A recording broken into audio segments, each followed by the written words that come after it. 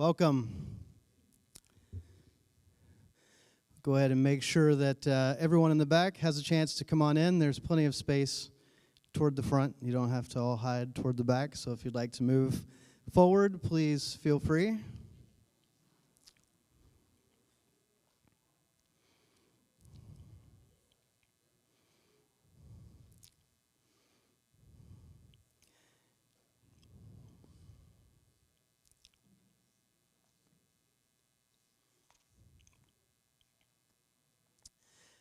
So we gather this afternoon to remember and reflect upon the life of Sam Moore, a husband, a father, a grandfather, a faithful companion, and a truly great friend who touched each of our lives in one way or another.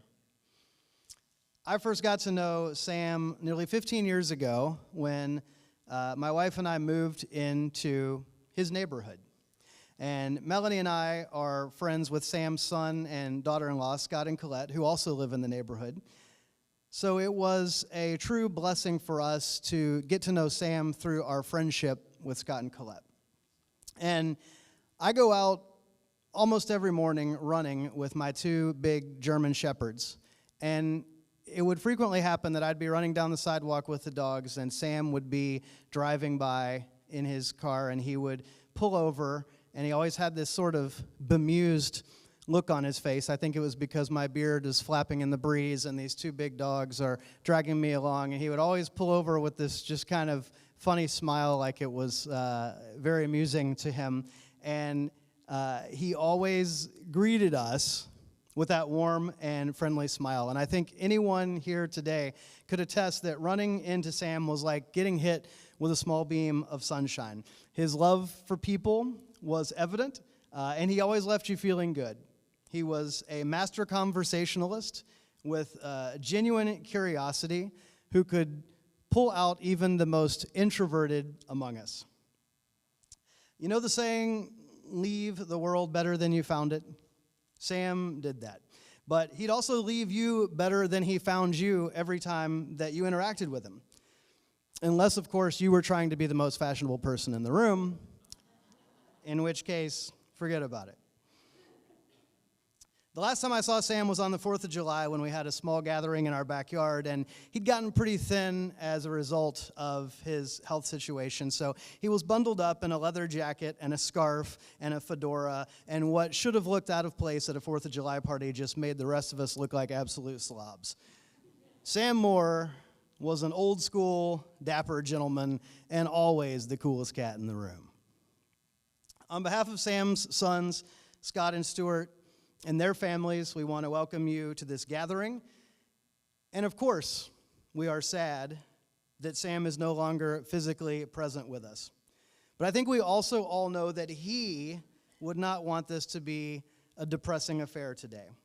When he knew that his life was reaching the end, Sam spoke with wonderment about what a rich and full life he'd gotten to live. I'm reminded of the Bible's words in the book of 1 Thessalonians chapter 5 that read, "Give thanks in all circumstances, for this is God's will for you." Now, Sam was deeply grateful for the life he led. He used the word satisfied several times and mentioned the song "A Satisfied Mind" that was recorded by Johnny Cash and others as the perfect reflection of his own journey. Sam's spirit departed this world full of love and without regrets. So today we come into this room in a spirit of celebration of a life well lived. And at this time, I'd like to invite Sam's grandchildren, James and Jessica, up to read our scripture passages.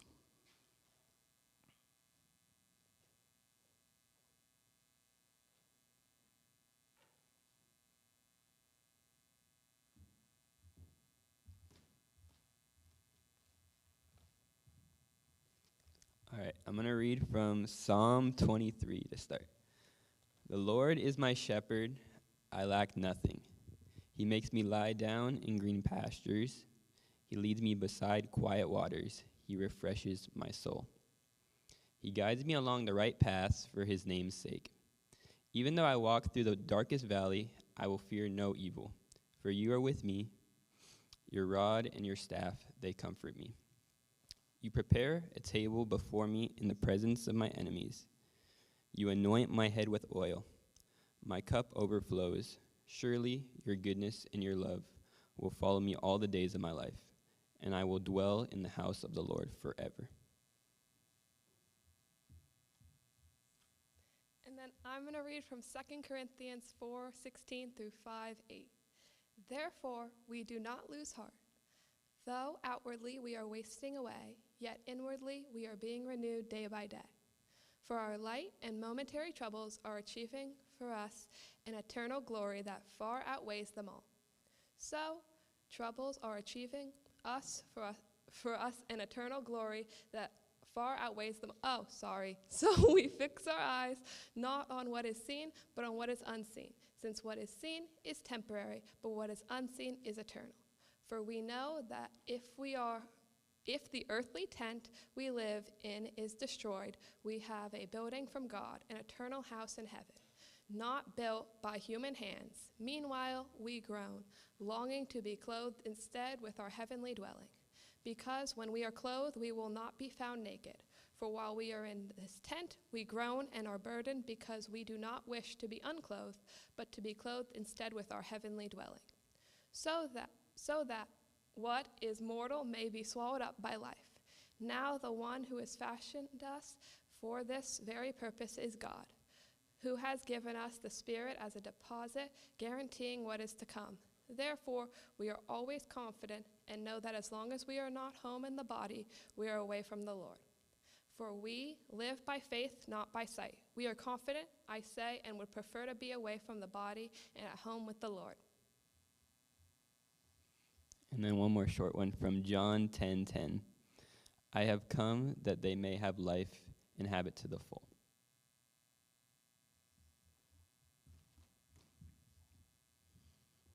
Thank you, James and Jesse. At this time, we are going to sing Amazing Grace, so you can find it in the blue hymnal on page 107. Let's stand and sing together.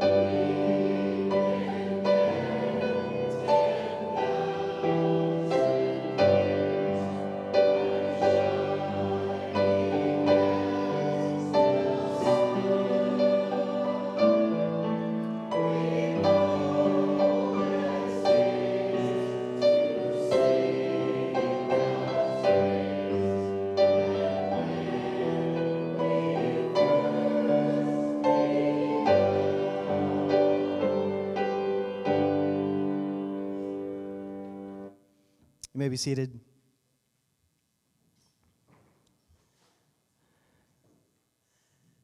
Sam Moore was a warm and generous man. Being around him always felt like a bit of a gift. So it makes sense that he came into this world on Christmas Eve in 1939. His parents, Harold and Pauline Moore, were unable to have biological children. So when they adopted Samuel Anton Moore, I know it must have felt to them like getting a gift that they feared perhaps they'd never have the opportunity to receive. Harold was a traveling salesman who specialized in selling advertising novelties such as pens and desk calendars to various companies, and Pauline was a school teacher. Sam was their only child, and they brought him up in the small town of Toronto, Ohio, population 7,500. And they brought him up with a love for life, an eye for opportunity, and a heart to serve others. In many ways, Sam was the quintessential 1950s small-town American kid. His high school class consisted of 92 students.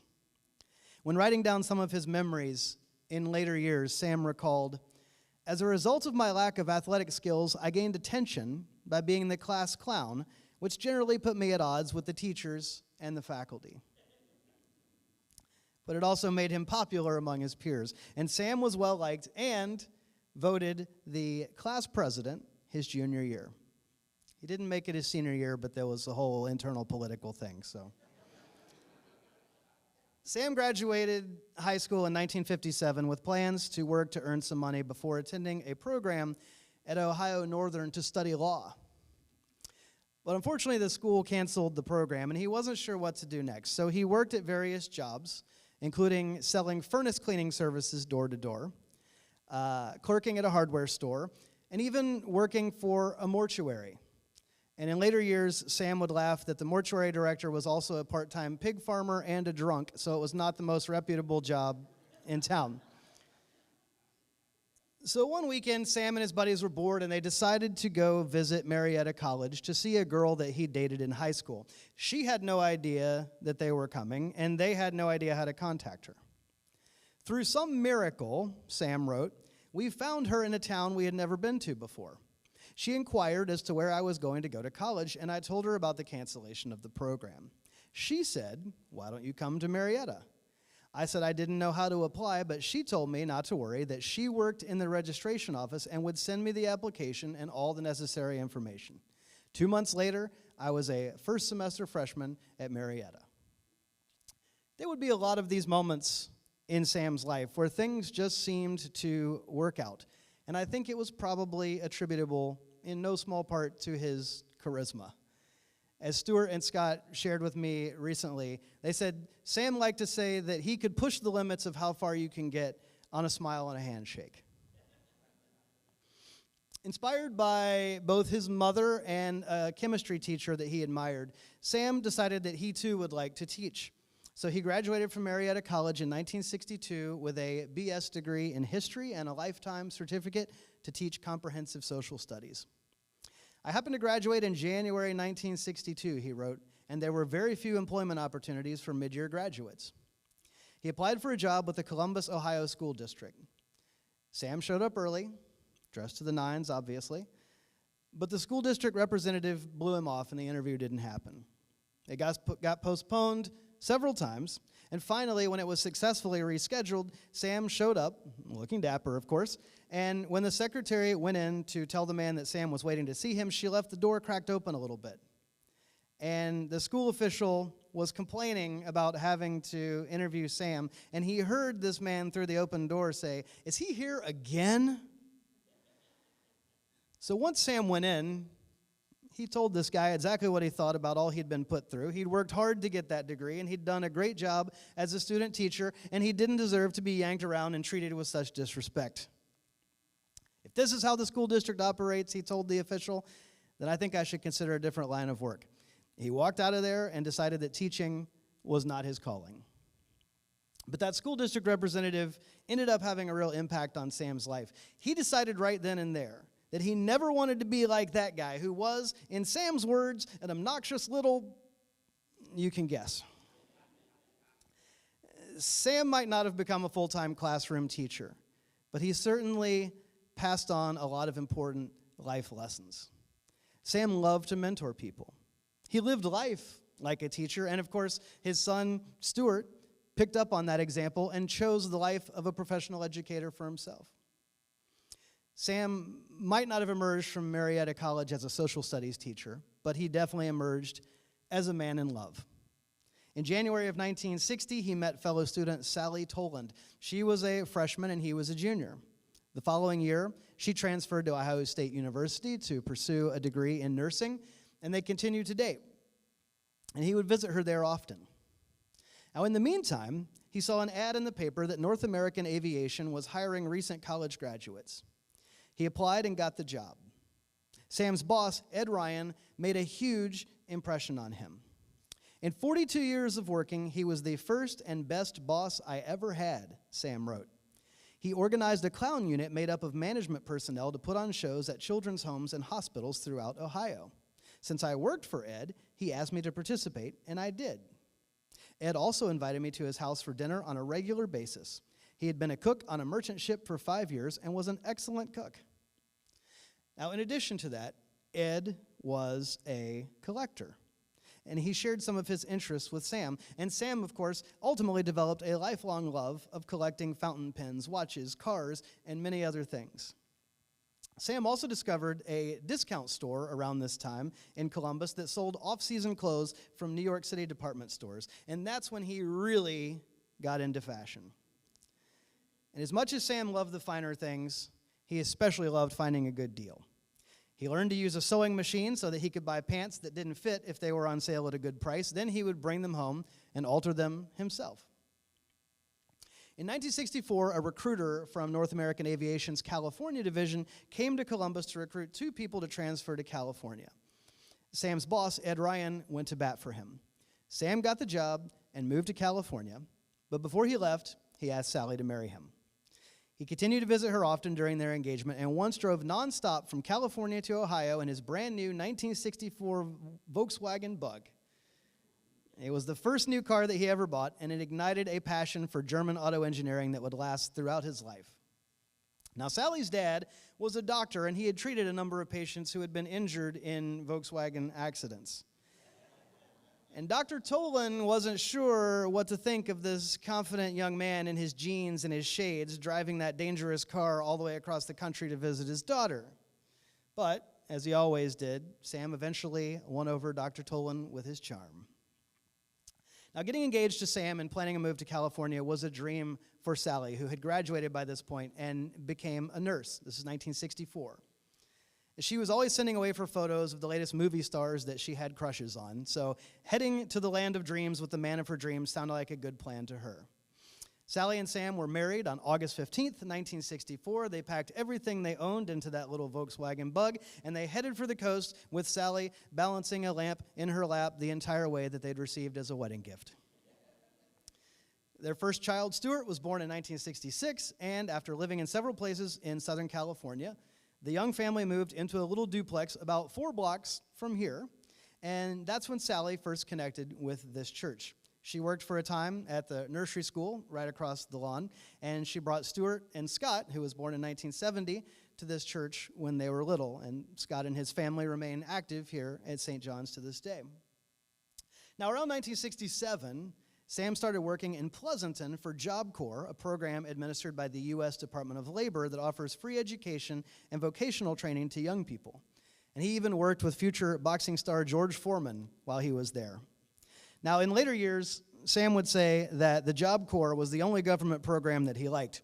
And he deeply believed in equipping people to succeed by giving them skills to help them make their own destiny. Sam, Sally, Stuart, and Scott lived in a duplex on Fairfax in Ladera Heights from 1968 to 1971.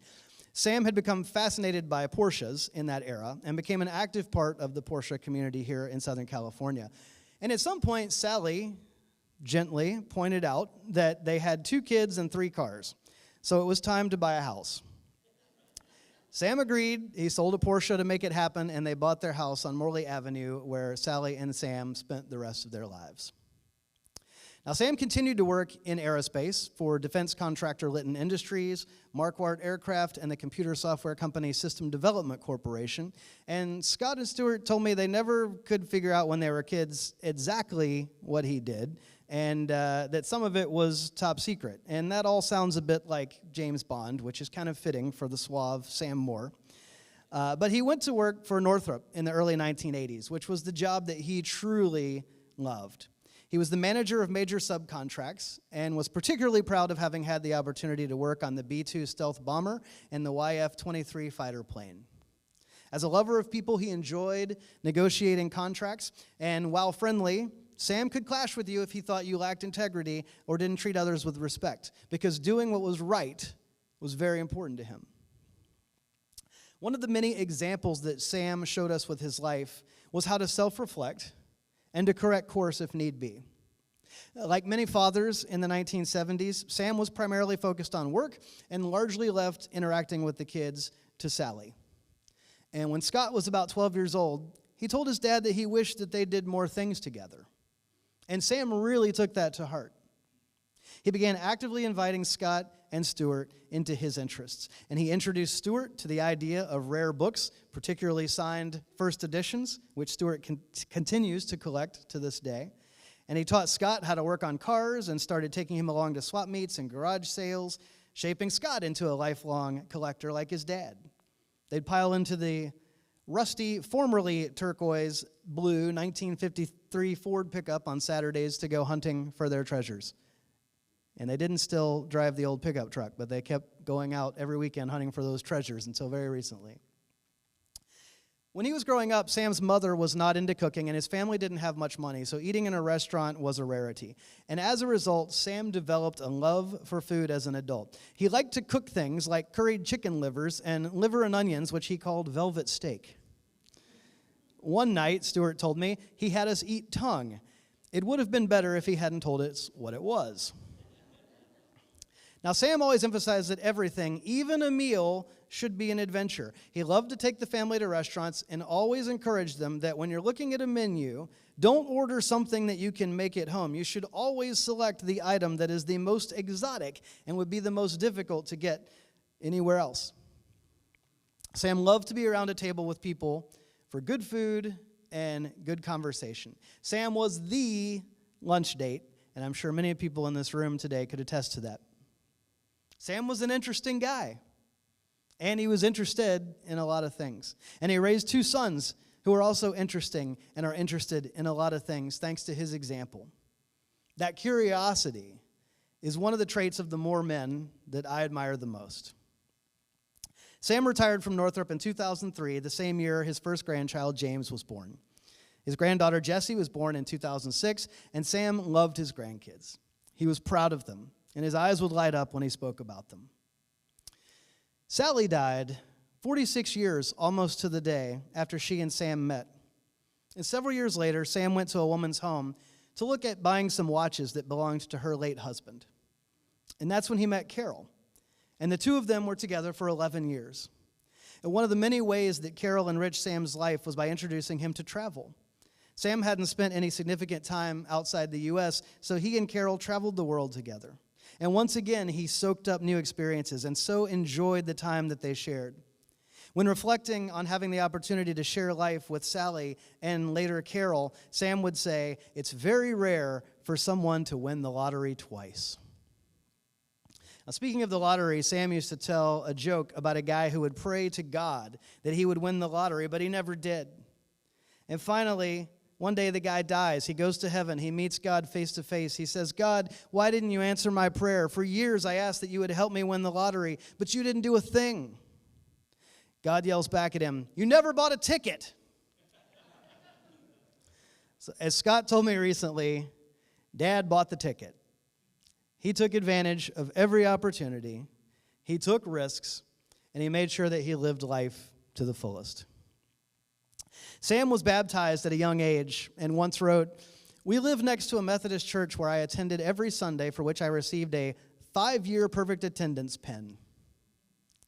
Now, Sam wasn't particularly drawn to institutional religion as an adult, but I can't think of anyone who was a better example of Jesus' teaching to love your neighbor as yourself. The Bible tells us in the book of Romans chapter 13, love is patient, love is kind. It does not envy, it does not boast, it is not proud.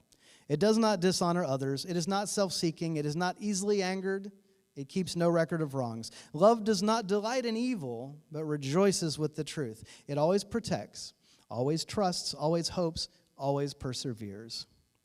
And that biblical definition of love sounds a lot like Sam Moore. God is love. And Sam helped us catch little glimpses of God's goodness with the way that he chose to live a life of loving kindness. Sam used to tell a story about an experience that dramatically impacted him when he was young. He was out in public somewhere when he made eye contact with a man who'd had both of his legs amputated. And feeling awkward and not sure what to say, Sam said, "How's it going?" The man got a big smile on his face and responded enthusiastically, "Couldn't be better." And Sam thought, of course it could be better. You could have legs. But then he realized how powerful a positive attitude is. Rather than lamenting what he didn't have, the man was grateful for the life that he did have. And this became a guiding principle for Sam throughout his life. His boys remember that when they were young, if someone asked Sam how he was doing, he would never say, "Oh, I'm okay," or "I guess I'm doing all right." He wouldn't even say, "I'm good." If you asked Sam how he was doing, he'd say, "Excellent." And his grandson James remembered recently that in later years, if you asked Sam how he was doing, he would say, "Never been better." Sam was also unusually generous. Scott and Stuart are still sometimes surprised by someone coming forward with a story of Sam lending them money or even co-signing on a home loan to help them get a leg up in life. And even if he never gave you a physical gift, Sam certainly gave you the gift of encouragement. He loved to lift others up and to champion them in being their best self. And that never changed. Even in the face of adversity, Sam stayed positive. He battled cancer for more than 8 years. But as his son said, even when he didn't feel 100%, he always gave 100%. So if Sam was here today, he'd say, "Don't be sad for me. Can you believe that a kid from small town Ohio got to do all the things that I got to do? I'm grateful to my family, my friends, and the amazing life I had the opportunity to lead." And I want to end by speaking about a verse in the book of Ecclesiastes, chapter 7, that says, "A good name is better than fine perfume, and the day of death better than the day of birth." Sam might not have been interested in fine perfume, but he was certainly interested in fine clothing and fine accessories and fine collectibles and fine meals. And he lived out the truth of this scripture that a good name is better than any fine thing anyone can imagine. Because stuff is fleeting. And Sam liked stuff. But he also knew that that wasn't what was the most important. What matters is how one's life impacts those around them. And while we'll always smile when we think about Sam as the dapper gent that he was, we all recognize that his true legacy was a life of loving others well. And Sam certainly lived out this principle, and his good name will outlive any fine thing he might have collected. And why would this verse say that the day of death is better than the day of birth? Because it means we have the opportunity to leave this place a little better than we found it. That's what Sam did. And I hope that that will be an example for all of us. Let's take a moment now to turn our attention to the screen and watch a slideshow of some of those amazing moments from the life that Sam felt so blessed to have had the opportunity to live.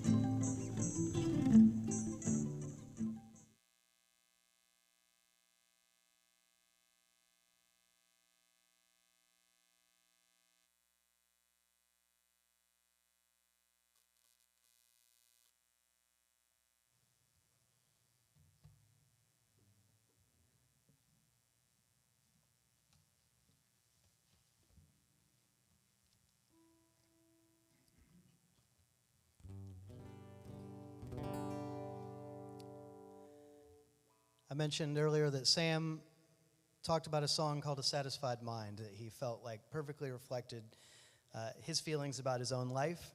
And this is a song that he specifically asked that would be sung at his memorial service.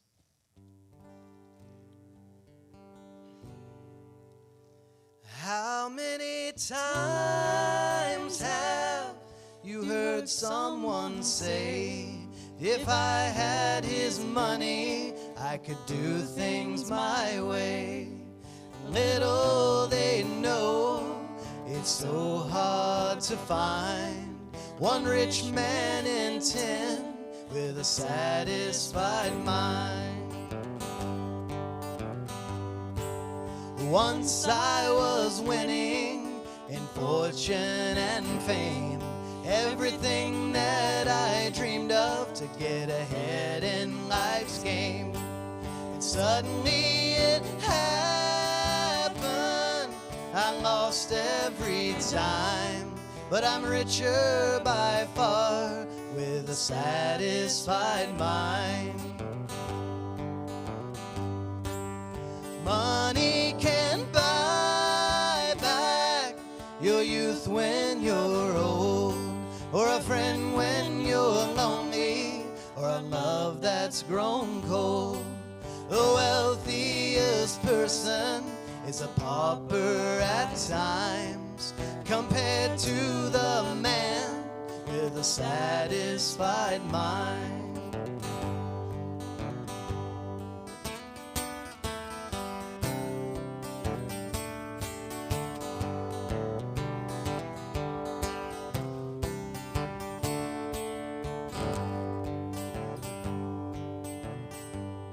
When my life is over, my time has run out. My friends and my loved ones, I'll leave, there's no doubt. One thing's for certain, when it comes my time, I'll leave this old world with a satisfied mind. One thing's for certain, when it comes my time, I'll leave this old world with a satisfied mind. I'll leave this old world with a satisfied mind.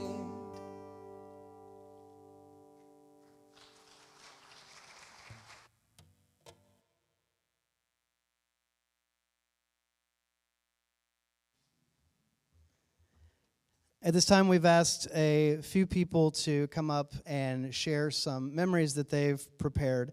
We're going to have 4 people speak, and just to give you a little time to think ahead, after that, we are going to have an open mic, so we would invite, after that time, if you have something that you would like to briefly share about Sam, you can do that at that time. And if you're feeling a little shy about speaking on the microphone, we will also be having a reception afterwards if you have a story that you just want to share with the family. So just wanted to let everyone know that they will have that potential opportunity if that's something you want to be thinking about. But first, I'd like to ask Stuart, Sam's oldest son, to come forward and share.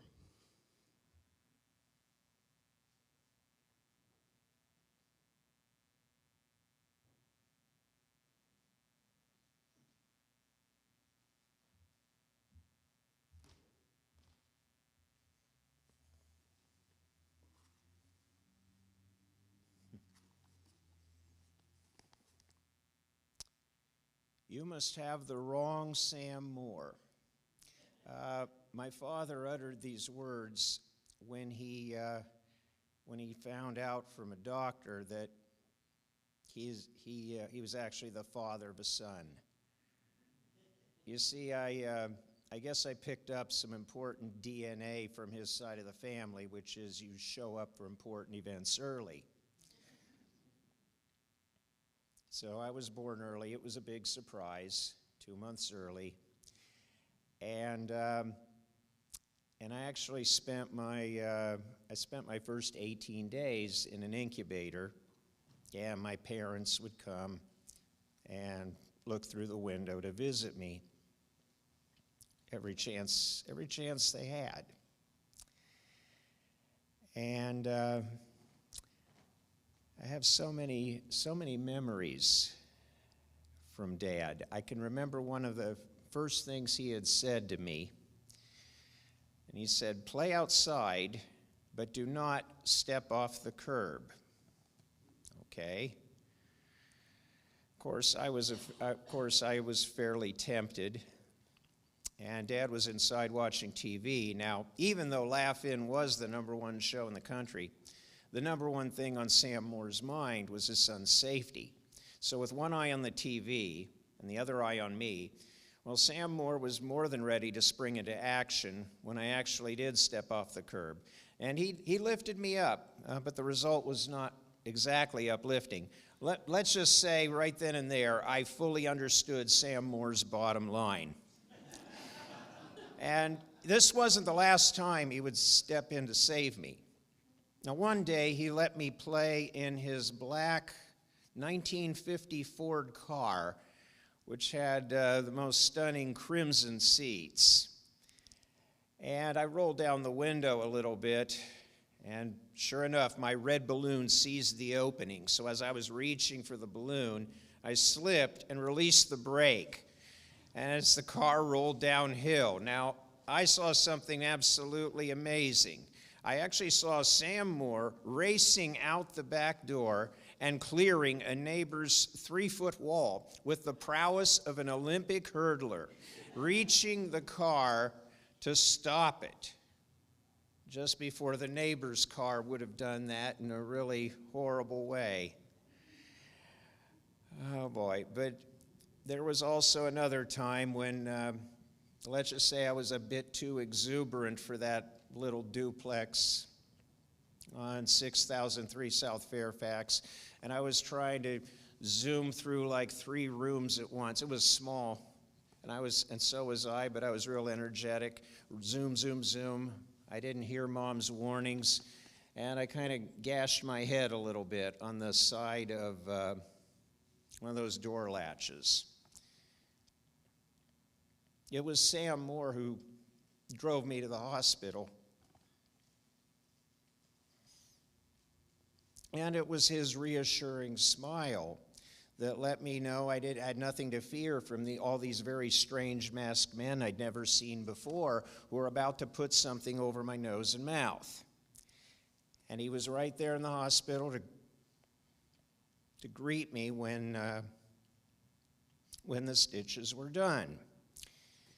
And he was also a strong advocate for me when it was time for stitches to be removed, and our doctor, I think by then it was Sidney Smith, and he was complaining about the fact that I was a bit unsettled, I wasn't really staying still, and I'd kind of shout a little bit because I was in pain.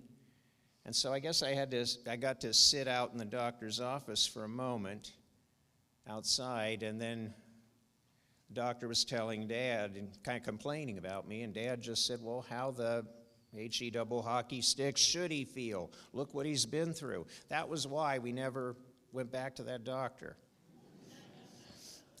At one time when a child psychologist was telling me that I could draw whatever I wanted, I didn't know quite what it was.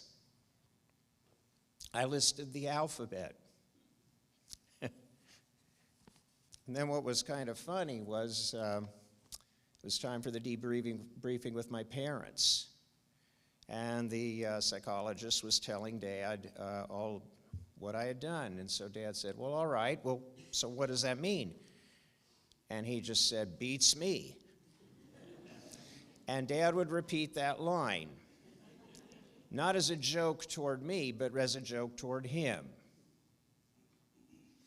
They didn't understand the talent I was going to develop for language. That's the way Dad saw it. And Dad had an incredible ability to really take anybody's interests and make them his own. And one example, of course, we're probably going into the mid-'80s. And this is when Elton John was in the midst of a great comeback, right? So if you turned on the radio at any given time, you'd probably would hear, I guess that's why they call it the blues, I'm Still Standing, or sad songs, Say So Much. And somehow when Dad was in and out on his schedule, and I was in and out on my school and distance running schedule, and I'd have the radio on, he'd just pass by, he'd hear a little bit of the music emanating. And so one day, Dad was going away on a business trip, and I believe he was leaving on a Saturday, and I had been out with my team. And then I came home. I saw something on my bed. It was a nicely wrapped bag, the big card, Love Dad, written in that big, bold font of his, and the big smiley face that was original, no fake emojis from him, no way. And it was Elton John's Captain Fantastic and the Brown Dirt Cowboy. Except here was an interesting thing. The record was actually chocolate brown vinyl. Hadn't seen that before. There was even a booklet containing lyrics, photos, artwork, and even autographs from Elton John and Bernie Taupin. And this was his 1975 release. This was when he was really at the peak of his power. Sorry, Elton, that Rock of the Westies you did 5 months later, that wasn't quite at the same level. And, one of my buddies from college who actually was working in record stores at the time, he had seen a lot of rare things. When I told him about this, he said, I never saw that before. You truly got something rare and wonderful. And, of course, sums up Dad.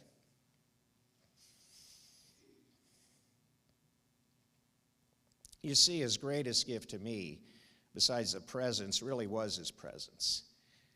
So many life lessons have guided my actions. Just the morning routine, the way you get dressed to face the world.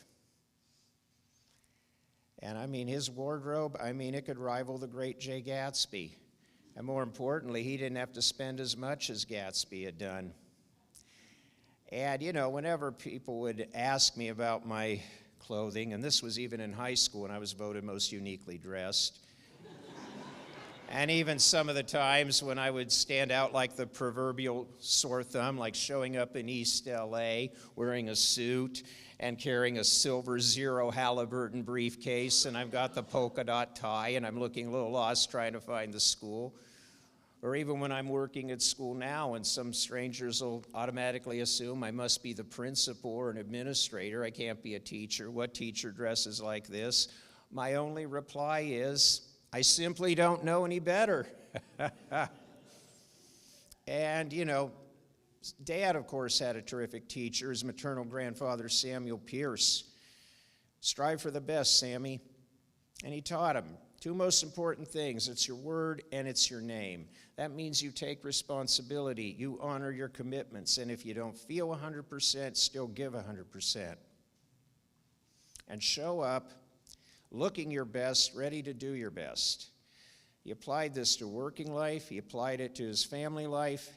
And even on days when he wasn't feeling 100%, he showed up, dressed to the nines, glad to be there. Whether it was seeing his daughters-in-law get master's degrees, seeing his niece performing in Macbeth as one of Macbeth's hired goons, murderers, or seeing his nephew as an Eagle Scout. Not even a fall at LAX could stop Sam Moore from spending Thanksgiving in Georgia with his family in the fall of 2018. And he still looked great. His will was very strong. and this was pretty funny. Scott and I were helping Dad up. He had to use the facilities. Scott was doing the lion's share. I was just sort of there as an extra bit of backup. And so one of the stewardesses actually came up to me, just tapped me on the shoulder a minute, and she whispered, she said, "Look, I hope this doesn't sound a little bit unprofessional, but I just had a question for you about your father." And I said, "Okay, yes, go ahead." She said, "Is he seeing anyone?"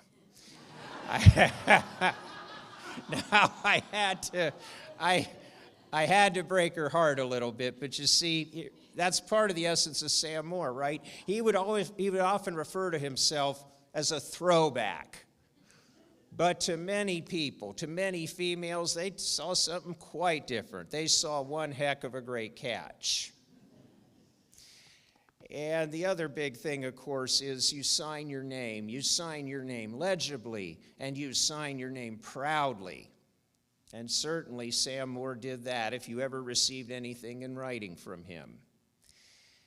And I've also worked to emulate that too, although perhaps with a slightly lesser degree of success. And I learned to be an adventurous eater. He was truly the Sam I am in Dr. Seuss's Green Eggs and Ham.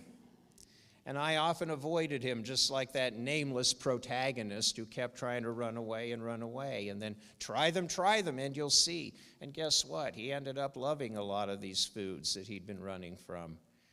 And I grew to love those too, and then I'd become very adventurous, although maybe sometimes I took that a bit too far. Like one time we were in West Virginia, I ordered German pizza. And this was like corned beef and sauerkraut piled on with cheese. Others are kind of like, no thanks, Stu, you can be adventurous there. And then I also ordered like this banana flambe, and the flames went so high the smoke detector in the restaurant nearly went off. But so much I learned from him. In fact, now when I go into an Asian restaurant, I order the meal that says, don't ask, just try it. And Sam also taught me to expect great restaurants to serve everyone at the same time.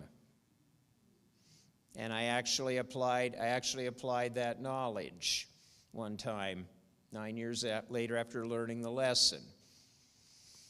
And I just started off with, my father taught me this.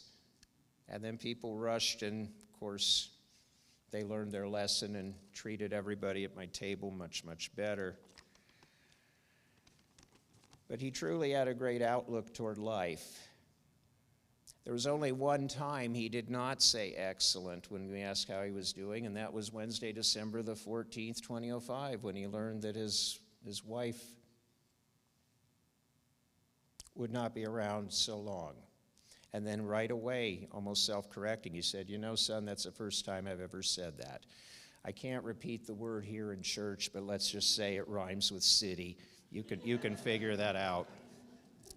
But he regained his love of life, and he regained that positive attitude. And he had a great sense of humor throughout, to put others at ease, not to worry about him. And one of the things he wrote about life, a life lesson, it was numbered 1 to 10, but I guess he got rid of 8 and 9. He did a little more self-reflecting, I suppose. But here's something that stands out. Life's greatest accomplishment is not wealth, power, or knowledge, but rather contentment. And a shorter version of that is, well, it's your perspective that determines perfection. I mean, he started out a ward of the state. He was put up for adoption his first 19 days of life. He had no family. He had no name. That's probably why he would sign his name so boldly, you know. And there was one movie that he just really loved, just for the quote. Now, it's called The Pride of the Yankees. And, of course, it's about the great Lou Gehrig. And he had this, he was going to have this, he had this debilitating disease. It meant he couldn't play his sport anymore. It meant he wouldn't live for very long. But when it was Lou Gehrig Appreciation Day, the way he greeted the crowd, he said, today I consider myself the luckiest man on the face of the earth. And that's how Sam Moore considered himself. A boy from Ohio, spent nearly 3 weeks of his life with no parents and no name, and look at the wonderful life he gets to live. And you know, as I take in being his first-born male son, and I think of all he gave me, and I read all these amazing tributes from so many people whose lives he affected for the better, when I look even at some flowers and cards that my colleagues gave as support, when I take all of that in total, I cannot help but think that what Lou Gehrig said about himself applies equally to me. Thank you, Dad.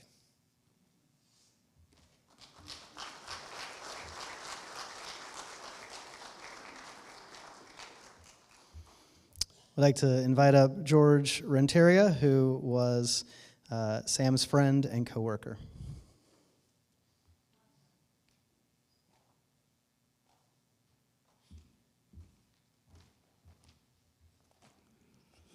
Good afternoon.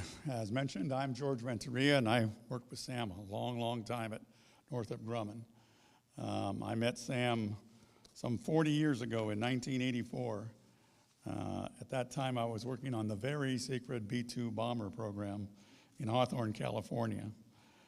Northrop had acquired the old Ford plant that made Thunderbirds and Continentals, and they were converting it into an airplane factory. Pico Rivera happened to be closer to my home than where I was working at the time in Hawthorne, so I really wanted to move there.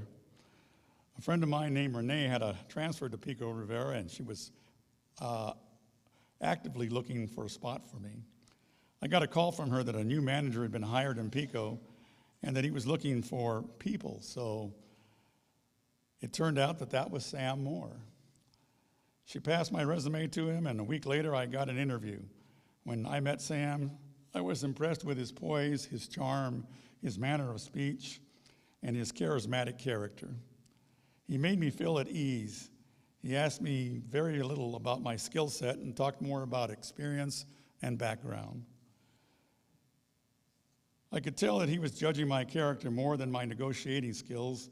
It was a 20-minute interview. He immediately told me he would send me an offer, and he made me very happy that day. I started working for Sam as a manager in major subcontracts, as a major subcontract administrator, rather. Once I went to work for him, I understood why he was hiring people so quickly. The backlog was enormous. You see, the government allowed contractors like Northrop to issue orders without a definitized price when time was of the essence and the work must start immediately in order to meet required schedules. However, the federal acquisition regulations mandate that we get the price definitized within 180 days or face serious consequences. A majority of the hundreds of undefinitized actions we were approaching that 180-day limit when I started working for Sam. We also were issuing more every day. The work required us to travel to Seattle to fact-find proposals, come home and prepare offers, then negotiate a price, and ultimately wrap up with a documented package showing the government why it was a good deal. Time marched on and backlog kept growing until Sam made a command decision that we had to shorten the process. So he ordered us to spend weeks at a time in Seattle to do fact-finding, prepare our negotiation positions in Seattle. He would travel up, approve our positions, and we would negotiate in Seattle. Then we came home and spent 60-hour weeks documenting the packages. We did this for more than 3 years. We spent so much time in the Seattle Hilton that we got to know the hotel manager, the bartender, even some of the cleaning staff by name, and they knew ours. The bartender was Barbara Jean, known to us as BJ. She gave Sam the title of the Big Kahuna since she learned that he was the boss.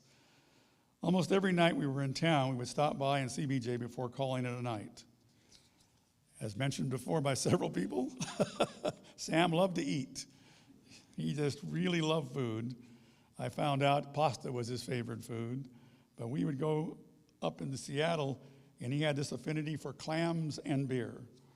There was a place in Des Moines, Washington, he loved to take us. We ate clams until we couldn't see each other over the pile of shells. We did this at least once a week. Sam loved the finer dining experiences as well. There was a place called Simon's that we frequented where they had great food and great service. We ate at every restaurant on Alaska Way, including Elliott's on the Pier, Acres of Clams, and several others.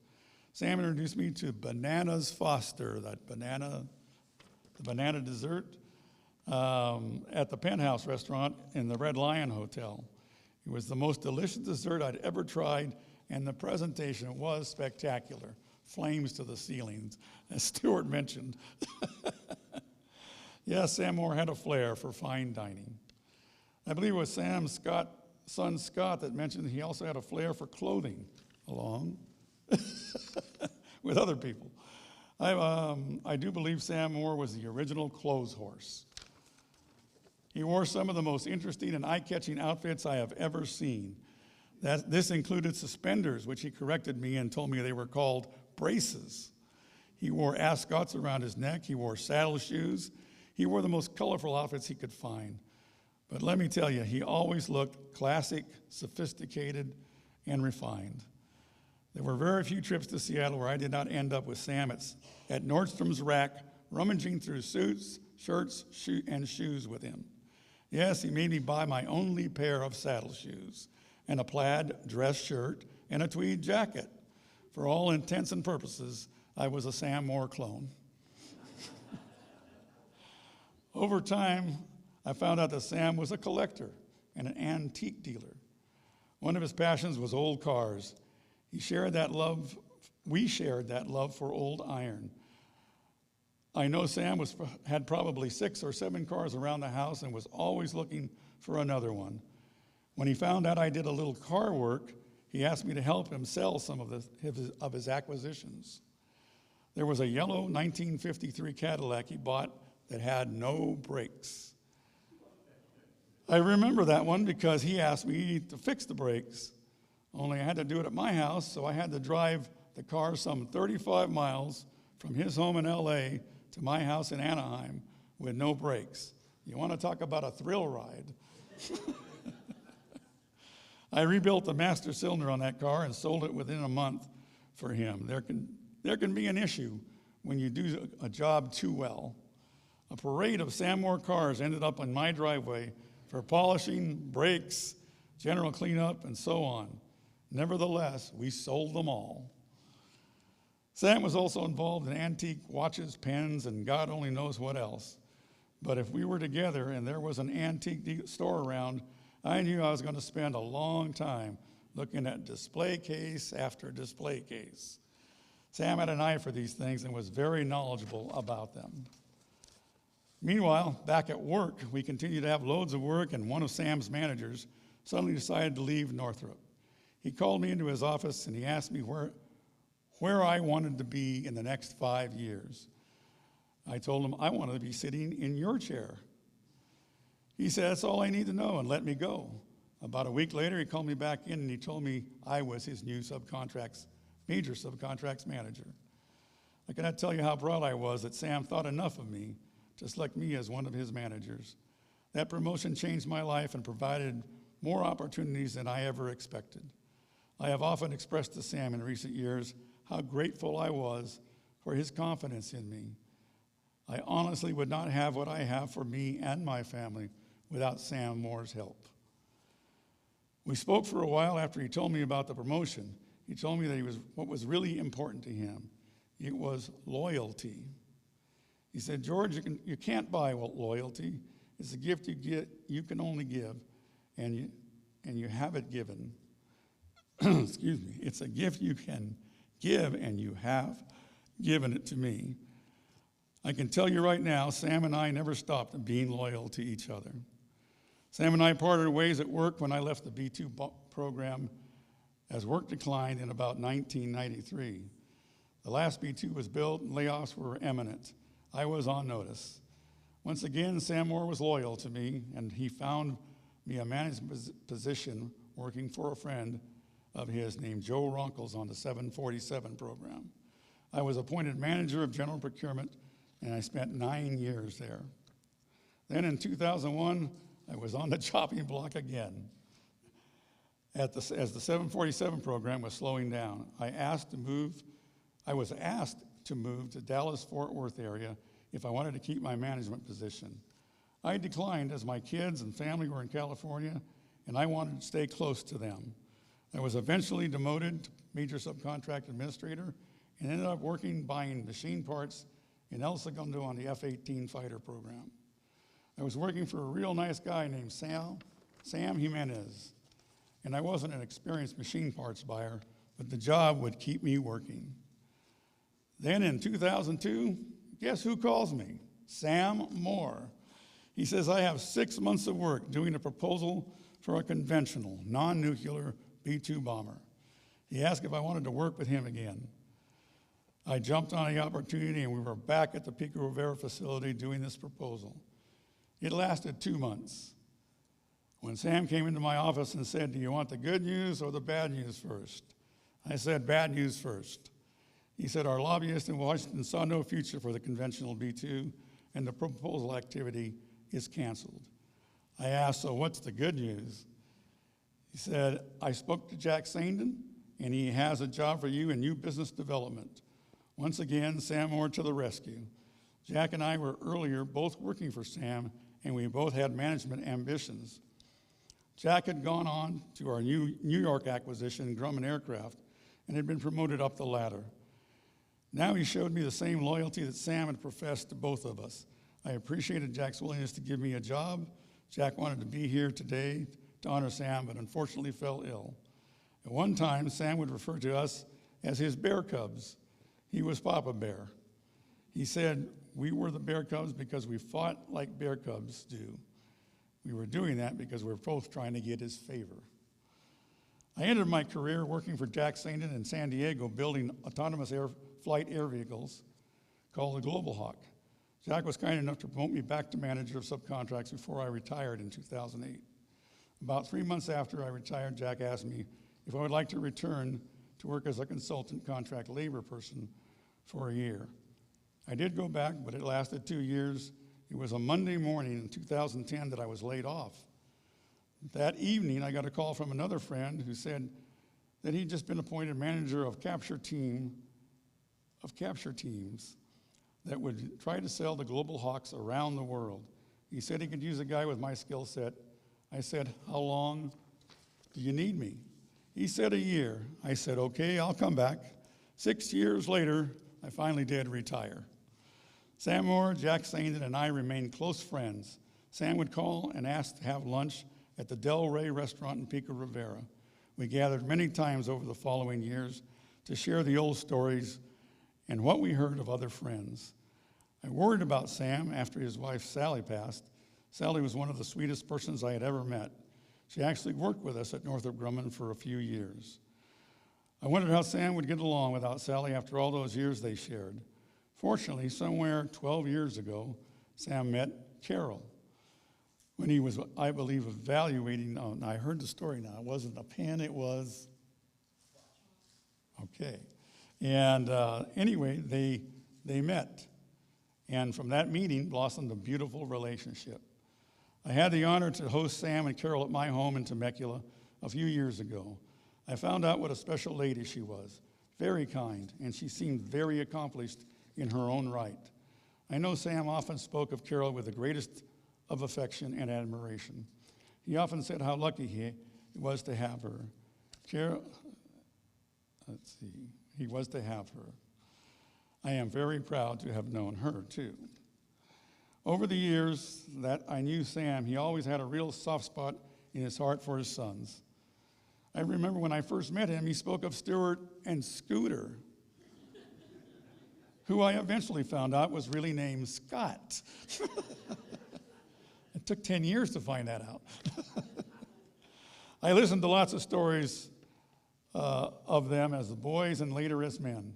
He swelled with pride whenever he spoke of them. He mentioned they had their ups and downs, but never stopped loving them. They also provided him with the joy of grandchildren. And oh boy, did he light up when he spoke of his grandkids. In the years since Sam, Jack Sandin, and myself have retired, I have always loved the fact that we still hung out together. After Sam got sick, I was always impressed with his courage in his fight against cancer. He was always smiling when we met. He would never let us know how much he was hurting. More often than not, he seemed overly concerned about our well-being and not his. He never lost the sense of humor that he always had. He could tell stories for endless hours, and often did just that, leaving Jack and I staring at each other, wondering, when is he going to stop? In closing, I want you to know that I have lost a man I admired my whole life, someone who exemplified strong character, endless charm, class, poise, and sophistication. I looked up to him in this life, and I always will. I will miss that disarming smile and endless energy for life. I miss you, Sam, until we meet again. Thank you.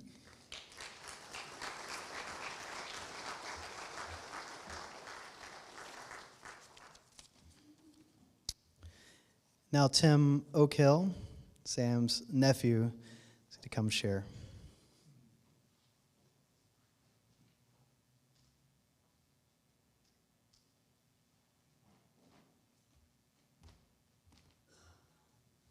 So I am Sam's nephew. I didn't have a childhood with Sam. I didn't have a teenage life with Sam, but I had a hell of an adult life with Sam. My first meeting with Sam happened in Cambridge, Ohio, when I was, 5, 6, maybe 4. But age didn't matter. All that mattered that day was how short I was and whether or not I was short enough to get under the bed. Because when I was in that living room at Dr. Tolan's house, you heard a little bit about earlier, I don't know what I was doing, but I didn't expect Sam to be walking in the door in that little town in Ohio as we were playing toys or whatever it was. But the moment he walked in, I bolted like a lightning bolt upstairs and scared to death. Sam's presence was frightening to me. I ran upstairs, found the first bed I could find, and I dove under that bed. And I stayed there for, it could have been days. And I had no intention of coming back out at all. They finally came up and found me hours later and said, "Why are you up here?" And I was like, "That guy scares the heck out of me." Or however you say it when you're 4 or 5 years old. And they took me downstairs and tried to get me to be okay. And it wasn't. It was just a very scary moment because he had this presence and he was a big guy and he had a big voice and it was a lot of stuff that was just a little bit disconcerting to me. Anyway, the presence is what got me and that's what hit me. But after that, there was a hiatus, right? I'm on the West Coast. The Moors are I'm on the East Coast, the Moors are on the West Coast. And the next chance I really had was on my 10th or 11th birthday. Stuart would know the exact date, I know. And it was kind of a birthday present for my family to go out and spend 2 weeks on the West Coast with the Moors and my cousins. And it was a wonderful week. Or 2 weeks, it was just wonderful. We did everything. We were at the beach. We were at every amusement park known to man. We were at the museums. We were just everywhere. And many of those nights, Sam was working, and he'd be there at the end of the day. And I knew that he had this collecting of pens and watches and lighters and whatever else he did, and I was just fascinated by this. And I asked him to show me his collection. And he didn't. And I thought, well, is he afraid that I'm going to pick up a pen and break it? I just didn't know. But finally, he took me over to this cabinet. And he opened up a drawer, and there were hundreds of pens. And I just said, what makes them special? And he went on to start telling me the stories of how this pen was and what this pen was and what this watch did and how that light. I mean, it was just amazing to me. And it was that skill or that gift of curiosity that I really started to learn early that affected me really for the rest of my life. And I was really quite amazed. And then the weekend came when he said, "I got a surprise for you." And we went to the Rose Bowl. And I thought, we were going to go see a football game.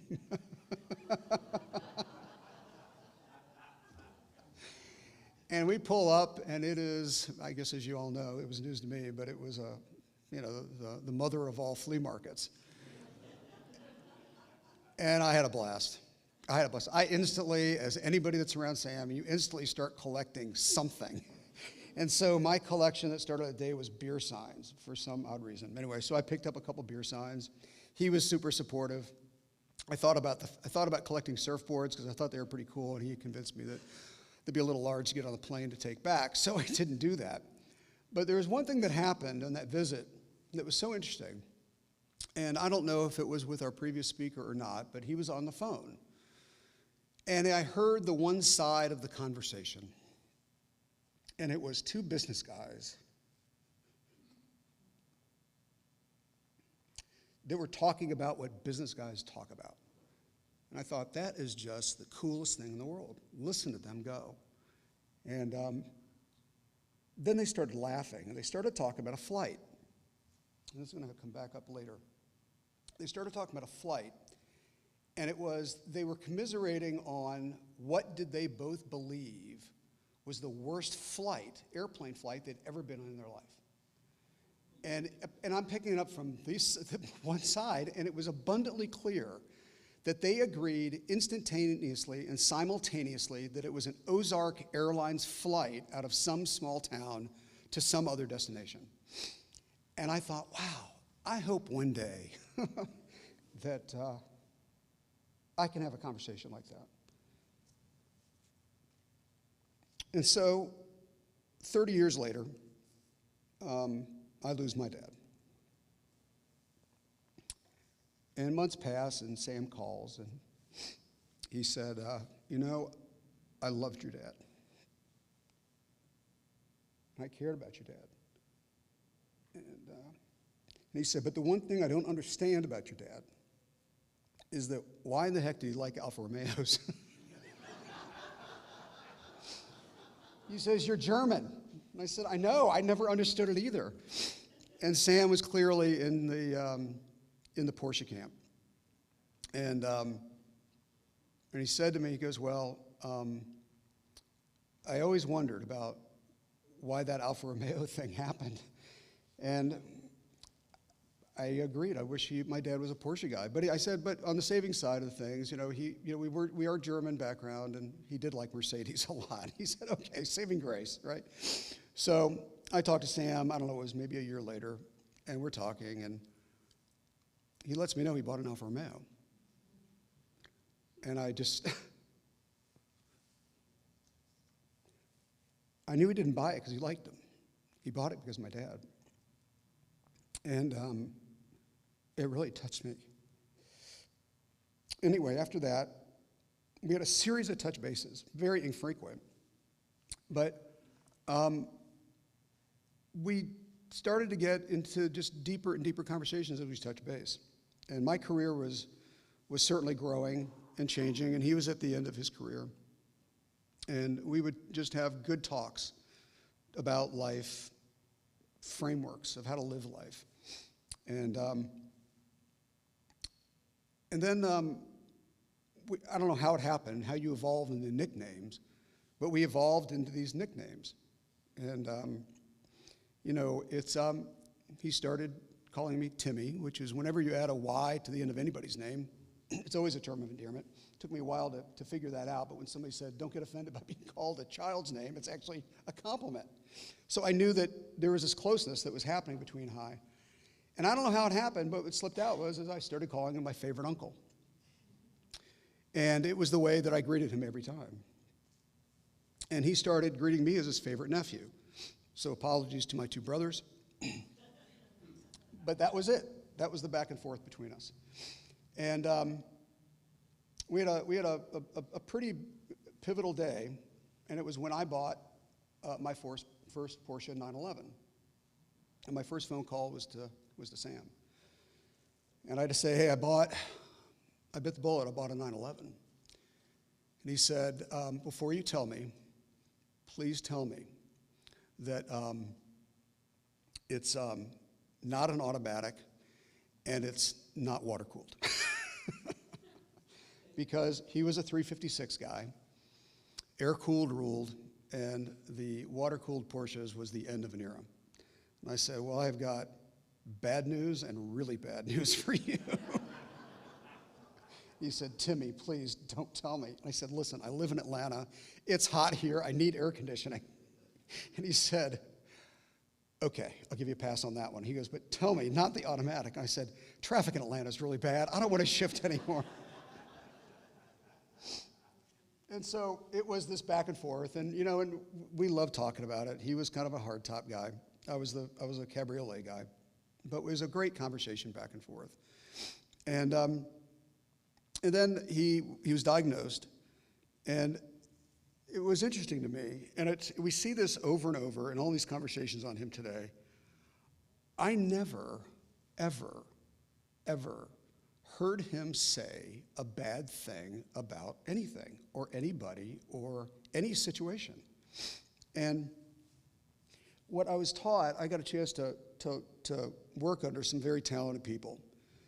And one of the things that, there's a gentleman by the name of Larry Wilson, and Larry Wilson was really he's the one that wrote the book Play to Win, and really changed the way that corporate culture is executed today. And I was with Larry. I spent a lot of time with him. And Larry said, listen, Tim, true character is what emerges in times of crisis. That's who you find out who you are or who somebody is. And as Sam was going through all this, I thought, wow, this is the biggest crisis that you can experience. And he is as optimistic, as good-hearted, as loving, as caring as anybody I've ever known. I mean, he didn't miss a beat. And it was a wonderful, wonderful example of a saying and a framework that's become really core to what I fundamentally believe. And the other piece was curiosity. He is single-handedly the most curious human being I've ever known. His depth of knowledge on just things. He doesn't claim to be the smartest guy in the world, but he's got a point of view, and he's going to tell you why he's got the point of view. And I had a CEO come up to me once, and he said to me, he goes, Tim, can you explain to me how you hire? And I said, well, IQ's got to be there. But I said, I hire on curiosity. He said, why? And I said, because I can't teach it. You got it or you don't. And that's what I learned from Sam, was wherever it came from, right? He had this innate curiosity that allowed him to dive into lots of different subjects. Leading up to even 2 months ago when he called me, and there's a pretty big legal issue going on with the FTC that I'm sort of involved with. And he wrote me, he started texting me, and I'm having to ignore him because I can't put anything in writing. And I said, I can't talk to you. And I could tell he's getting a little upset. So I called him. I said, hey, Sam, how do you know about this? I mean, nobody knows about this. How do you know about this situation? And I said, well, this is what's going on, and this is kind of the deal. He's like, oh, I got it. And so he was just wonderful to talk with. And as I started to travel, around the world and, get involved in business and doing the things that I always admired about him, the conversations got, just deeper. And I really looked at him for, good advice and counsel is what I did.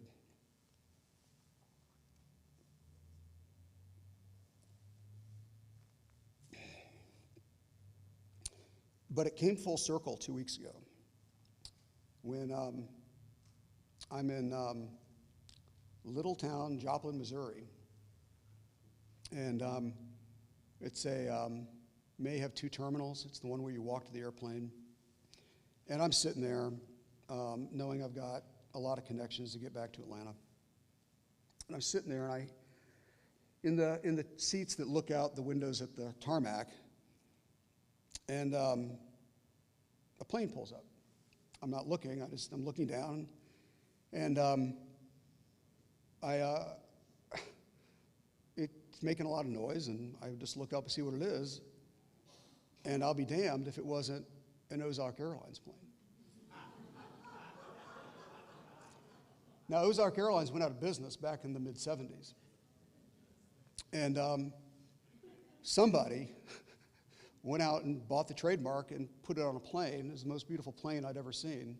It's like it had just been finished painted. But I immediately went back to that day when I was standing in their living room as I heard Sam talking on the phone.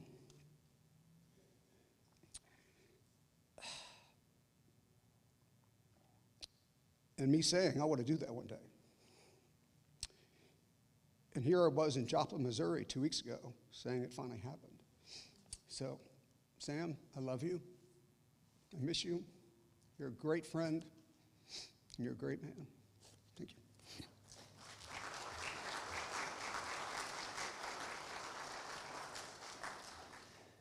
All right, Scott Moore is going to come forward. And then I know we could definitely, come on up, Scott. I know we could stay here all day telling great Sam stories, but we also want to be aware of time, and we do have a reception afterwards. So we will open it up for 2 or 3 very brief 1-minute short stories or recollections that you'd like to share, and then we'll move over to across the way, and we'll share those stories. Continue to stick around as long as you like, and we'll share those stories with each other over there. So again, if 2 or 3 people have a very brief 1-minute thing after Scott, and then we'll move the party, keep it going across the lawn.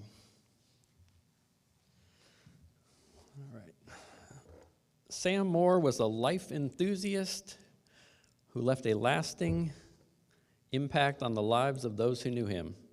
He loved his family, his friends, fashion, food, Southern California, small town childhood in Toronto, Ohio, convertibles, black licorice, and old stuff. Sam knew how to smile and had a special twinkle in his eye. Frequently, people would just volunteer, "Your dad is really good looking." Now, I think he was pretty good looking, but it was more the combination of his charisma, his style, the smile, and that certain twinkle in his eye that people really found attractive. More than once, I've been asked by a waitress, "Is your dad famous?" My typical response was, "No, he just acts like he is." Many of you know that my dad and I have a very tight bond and lifelong friendship. Admittedly, I lived with my parents a little longer than most. Why boomerang when you can just not leave? My dad liked to tell a story that when he told his Northrop coworkers that I had become engaged to Colette, their response was, "Congratulations, when is she moving in?" Well, she didn't move into their house, but I never went far, and after 9 years, she did move into a house we bought down the street from my dad's house, fittingly from a garage sale. In the early 1970s, my dad used to attend the Rose Bowl swap meet, and as long as I can remember, there was some interesting old stuff sitting around our house as decorative items. Some wooden duck decoys, a pen case full of old fountain pens, some gumball machines. Later, in the 1980s, we started to go to garage sales in Westchester. We spent countless Saturdays driving around in our 1953 Ford pickup truck looking for treasures. This was a great time, and we both had a captive audience to talk about life and why some things were just cool or more valuable than others. A common joke involved lost dog signs being mistaken for garage sale signs, and a discussion about how sad it must be to be a lost dog. This was between the ages of 12 and 18 and was a very meaningful time for both of us, especially for me as a young teenager. In addition to garage sales, we had a shared love of cars. At one point, we had 13 cars.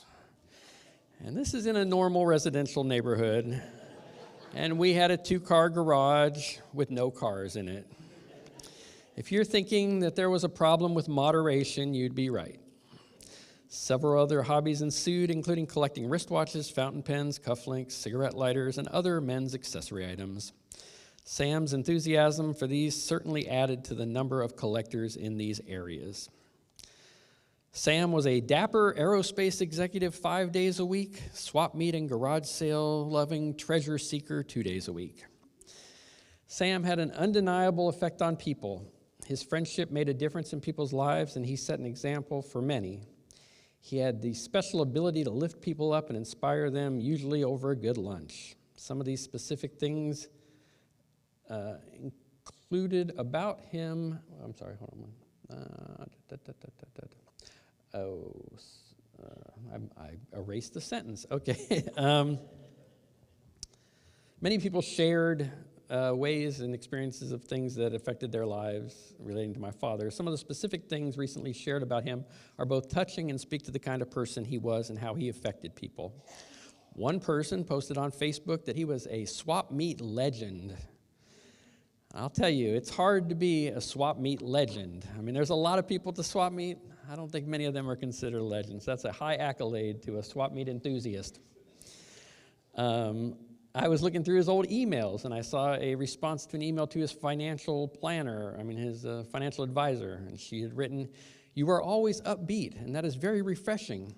30 years from now, I will remember our conversation from today." I have no idea what that conversation was, but I would like to have a conversation with someone that they're going to remember for 30 years.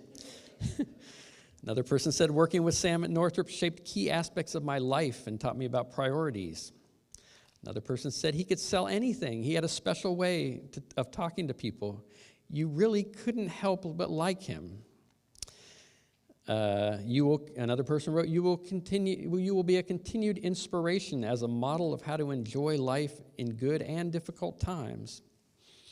Another person said, "So grateful for the fatherly advice that you gave me through the years. You'll never know how much your kind words helped me."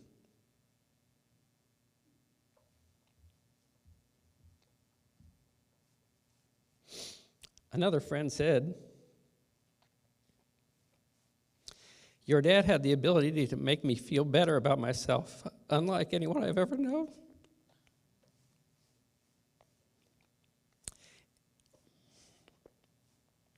Give me a second. And he did it without even trying.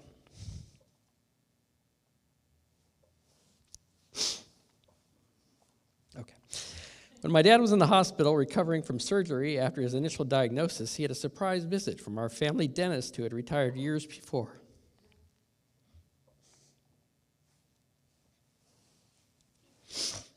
He told my dad how he was a special patient and that a conversation from the dental chair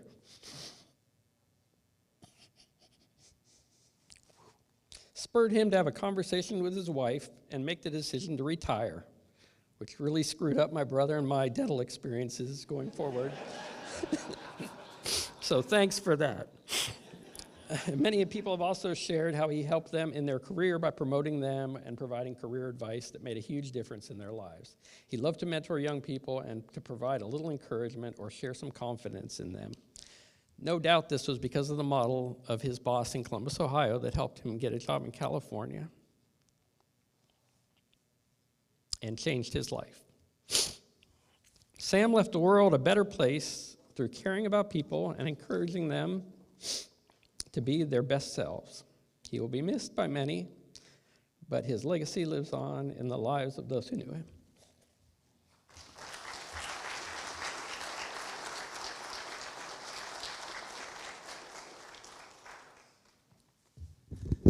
I'm just going to bring this microphone out here. If anyone has something brief you'd like to share, please raise your hand.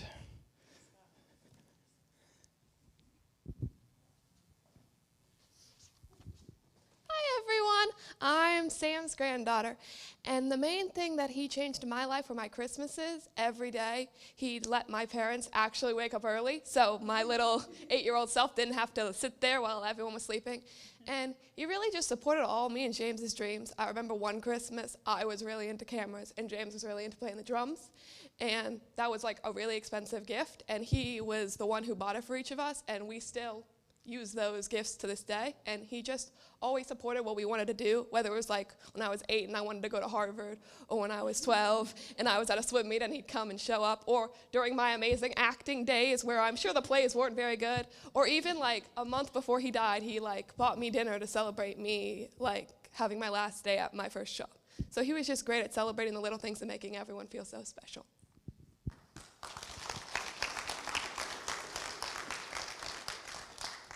Vicki. Hi.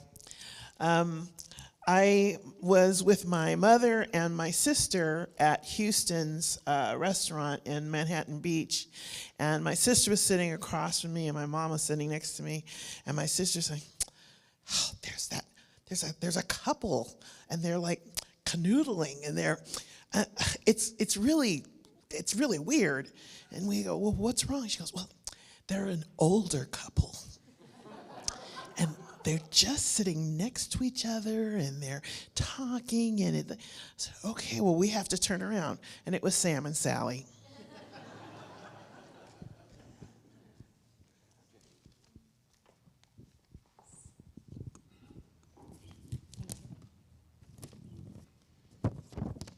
Oh my, we have a full house. I met Sam in 1984 when he hired me as a secretary at Northrop. Safe to say, Sam was a force of nature. When he was in the room, you knew he was in there. As he entered the bay every morning, you could actually smell him before you saw or heard him, as he always wore his signature polo cologne. Sam would walk the floor personally and sincerely, greeting all of his employees before going into his office. Sam had a love affair with food. Great food. In his travels to Seattle, he introduced many of his co-workers to interesting restaurants with great food and, of course, buckets of steamers. Sam invented style in the workplace. A number of his male employees would take lead and dress in the same fashion. When Sam wore his seersucker suit with Oxfords and no socks, of course, so did they. The fountain pens. Sam had a collection of fountain pens, many great fountain pens. Sam took pleasure in taking out his pen of the day and signing his signature with flourish. Long before Sam's Northrop days, he perfected his signature, of which he took immense pride. Sam would refer to his lead managers as bear clubs. When Northrop introduced Casual Dress Day, enter the Hawaiian shirts. If there is a world record for a collection of Hawaiian shirts, Sam would win the prize. Never sandals, Sam was lovingly referred to as the Big Kahuna. Sam then transitioned into his phase of not wearing socks at all. That phase took hold and permeated through the entire plant. It is said that upon his retirement, the engineers he worked with performed a skit at his retirement party, all not wearing socks. Sam never met a stranger who remained a stranger. He always said, when you meet or greet a person, shake their hands and look them in the eye, repeating their name. If you were lucky enough to know Sam, you were blessed. You had a friend for life, and you knew without a doubt he had your back. Sam touched so many people in his lifetime, always telling people he was Mr. Lucky. Thank you. James. Hi, everybody. I'm Sam's grandson. I don't know if I haven't seen you guys in a while, but I grew up beard out. Yeah, he was one of the first people to actually encourage me to grow it out. He's like, "You do you, James. You got it." But yeah, if you notice, I'm looking a little dapper today. That's because this is Sam's jacket right here. I was going to a wedding clap. I was going to a wedding a couple months ago, and I was like, I don't have a jacket. And then he showed me to his room where there was dozens of jackets, and he's like, pick whichever one you want. And I'm like, whoa. And then he looked at it, he's like, oh, that one's gonna fit you just right. So I put it on, and he's like, oh, that's a hoot.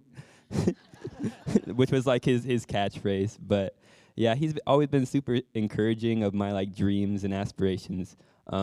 Always had a smile on his face, which I really loved.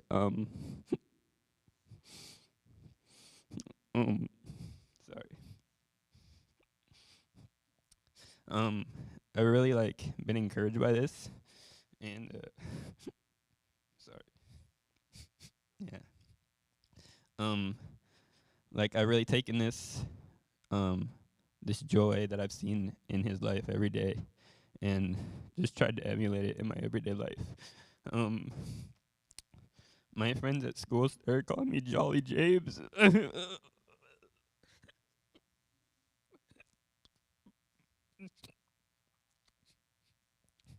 Yeah, I'm gonna miss him, and he's been a great role model for me in my life. Yeah, thank you.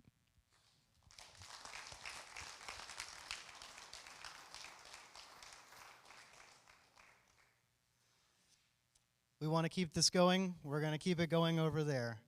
I know there's so many more great stories, and please, the family invites everyone to stick around afterwards. I think James said it so well that Sam was such an inspiration and a role model, and let's just keep that spirit of celebration going as we gather for a reception right across the lawn in the fellowship hall immediately after the benediction.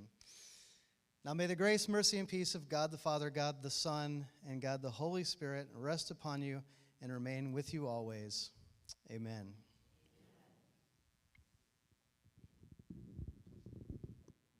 Missed.